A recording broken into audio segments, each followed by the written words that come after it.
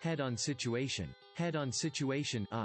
When two power-driven vessels are meeting on reciprocal or nearly reciprocal courses so as to involve risk of collision, each shall alter her course to starboard so that each shall pass on the port side of the other. B. Such a situation shall be deemed to exist when a vessel sees the other ahead or nearly ahead, and by night she could see the masthead lights of the other in a line or nearly in a line and or both side lights, and by day she observes the corresponding aspect of the other vessel.